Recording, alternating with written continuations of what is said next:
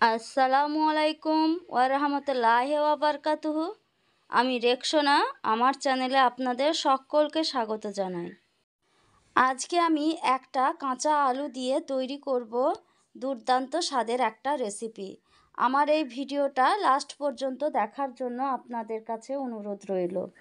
একটা আলু দিয়ে যে এত সুন্দর নাস্তা তৈরি করা হয় সেটা আপনারা না দেখলে বুঝতে পারবেন না। তাহলে চলুন দেখি কতটা ক্রিস্পি তৈরি হয়েছে। আপনারা নিশ্চয় আওয়াজ শুনে বুঝতে পারছেন কতটা ক্রিস্পি হয়েছে। উপরটা ভীষণই মুচমুচে আর ভিতরটা একদম সফট জুসি।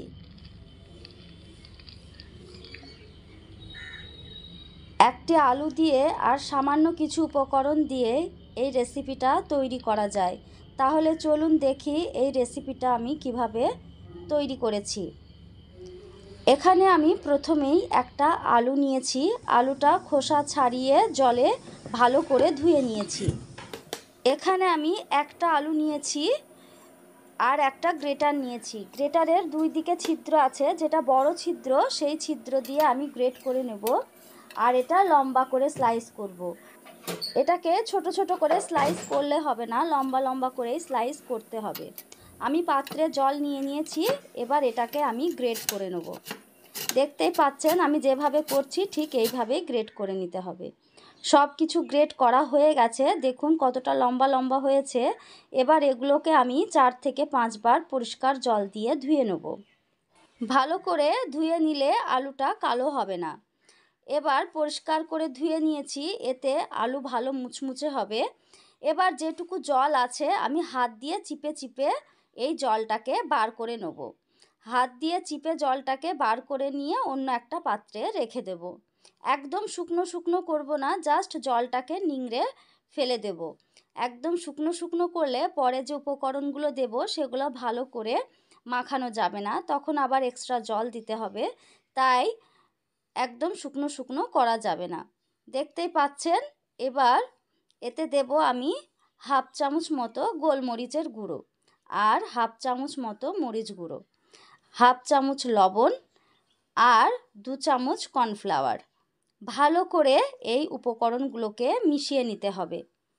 কর্নফ্লাওয়ারের পরিবর্তে আপনারা এখানে চালের গুঁড়ো ব্যবহার করতে পারেন, আর মরিচের গুঁড়োর পরিবর্তে এখানে আপনারা চিলি ফ্লেক্স ব্যবহার করতে পারেন। এবার সব কিছু ভালো করে মাখা মাখা করে নিতে হবে, আর হাত দিয়ে এরকম করে দেখে নিতে হবে যে জোট বাঁধছে কিনা। দেখুন আমার সুন্দরভাবে জোট বাঁধছে। এবার কড়াইতে তেল গরম করে নিয়েছি, এবার হাত দিয়ে এরকম করে গোল গোল করে একটা বল শেপ তৈরি করে নেব আর তেলের মধ্যে ছেড়ে দেব। দেখতেই পাচ্ছেন ঠিক এইভাবে করে নিতে হবে। যদি দেখেন আঠালো ভাবটা আসেনি তাহলে আর একটু কর্নফ্লাওয়ার আর সামান্য একটু জল ব্যবহার করবেন।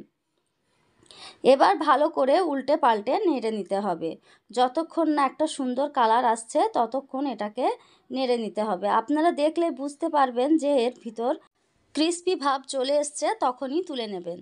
আর একটু ঠান্ডা হলে কালারের পরিবর্তন হবে।